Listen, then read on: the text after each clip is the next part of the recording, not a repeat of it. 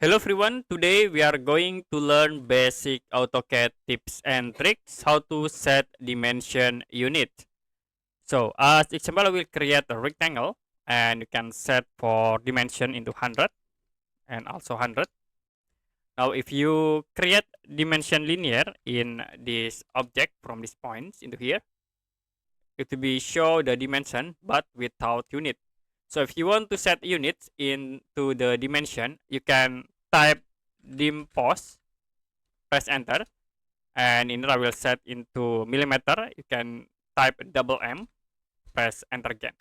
Now if you try dim line again and create like from this point into here, it will be show for the units in dimension.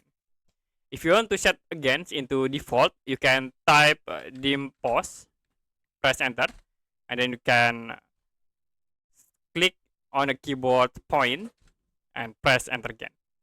Now if you tap again, dim line, enter, and create the dimension, will be show the default dimension. Okay, that's it for a basic AutoCAD tips and tricks how to set a dimension unit. If you have any question about tutorial, you can comment below this video.